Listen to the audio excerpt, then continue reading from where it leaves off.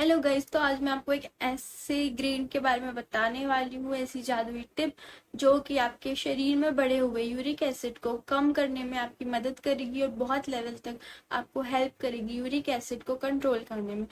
सिर्फ uric acid नहीं, यहाँ तक कि गाउट आर्थराइटिस और रूमेटाइड आर्थराइटिस यानी कि जिसमें जॉइंट्स में पेन होता है उनको भी ये ठीक करने में बहुत हेल्प करेगी। अगर आप वेट लॉस करना चाहते हैं तो उस केस में भी आप इस अनाज को यूज कर सकते हैं।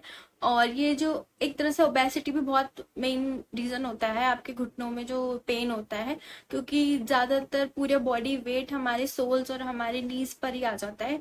तो हिप जॉइंट उनमें बहुत ज्यादा फर्क पड़ता है, जो कैलिकस जिसको हम बोलते हैं, ये जो जॉइंट साइड में बहुत ज्यादा फर्क पड़ता है, हील पेन होता है, जिससे कि गाउट आर्थराइटिस तो बढ़ता ही बढ़ता है और उसका पेन और इन्फ्लेमेशन भी बढ़ता है। तो इस अनाज को यूज करके खाकर आप काफी इन सारी प्रॉब्लम से अपने आप को बचा सकते हैं।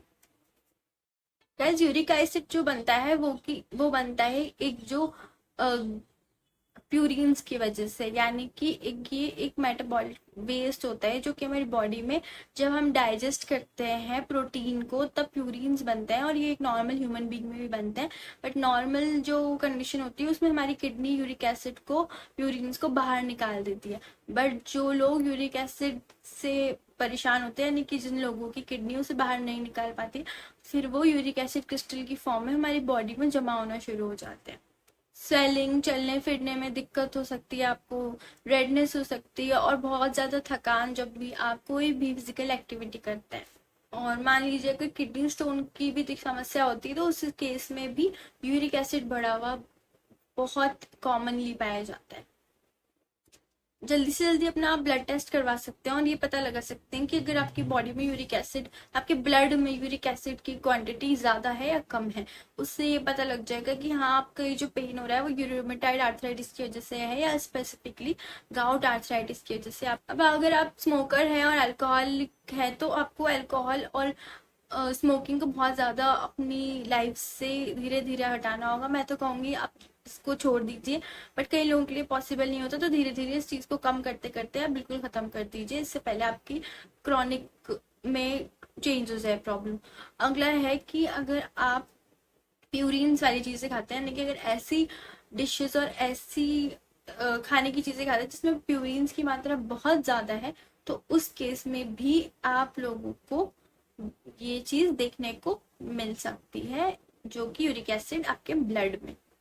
उड़द की दाल, अरहर की दाल, पालक, गोभी, अरबी, मीट, एग, सहजने की फली, छोले, राजमा चावल, ये सारी चीजें ऐसी हैं जिनमें प्यूरिन की क्वांटिटी बहुत ज्यादा होती है।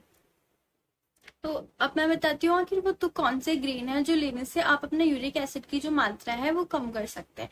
ये मोटे अनाज की कैटेगरी में आते हैं, जो कि ज्वार और बाजरा।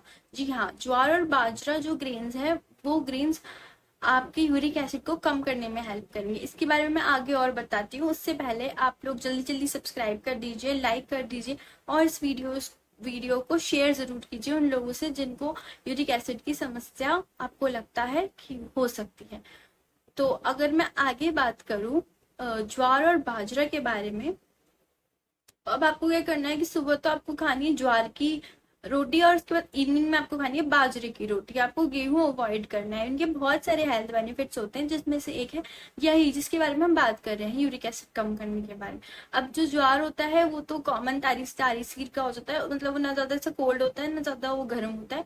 अगर हम बात करें बाजरा की, तो बाजरा गर्म होता है तासीर में, तो अगर आपके यहाँ पे टेम्परेचर बहुत ज्यादा है तब उस केस में आप उसे अवॉइड करते हुए बाजरा की जगह ज्वार को ही अपनाए। बट अगर नॉर्मल टेम्परेचर चल रहा है तो सुबह आप ज्वार और बाद में आप बाजरा भी अपनी डाइट में ले सकते हैं। करीब 1 महीने तक आपको ये रूटीन फॉलो करना है और 1 महीने के बाद आप उसकी क्वांटिटी भले कम कर सकते हैं, बट 1 महीने तक लगातार आपको यही रूटीन फॉलो करना है।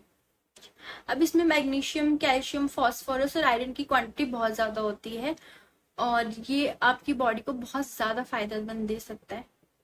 इसमें क्या है, विटामिन B12 की क्वांटिटी भी बहुत ज्यादा होती है, जिससे आपके जोड़ों को तो मजबूती मिलती है, उसके साथ साथ एक्टिव भी रहते हैं और आपको बहुत ज्यादा जो थकान होती है उससे भी आपको छुटकारा मिलता है। इसमें प्रोटीन और सॉल्युबल फाइबर भी पाया जाता है, जो कि आपके डाइजेशन को भी इम्प्रूव करता है। वजन घटाने में भी बहुत फायदेमंद होता है, क्योंकि इसमें में फाइबर होता है और साथ साथ आपकी शुगर को भी कंट्रोल करने में बहुत ज़्यादा हद तक हेल्प करता है।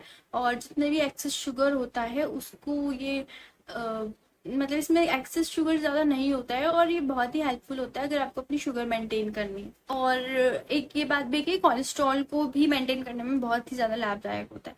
तो गाइज आशा करती हूँ कि जो आज मैंने बातें बताई वो आपको बहुत हेल्पफुल लगी होगी, आपके बहुत काम आएगी। तो डेफिनेटली मेरे चैनल को लाइक करें, सब्सक्राइब करें। डायबिटीज़ की स्पेसिफिक डाइट देखना चाहते हैं तो जाकर ज़रूर देखें। मैंने उस पे ऊपर एक काफ़ी डिटेल वीडियो बनाई हुई है। थायराइड डाइट भी मैंने अपने वीडियो के द्वारा चैनल पर अपलोड की हुई है। तो डेफिनेटली सब्सक्राइब करें, लाइक करें एंड शेयर करें।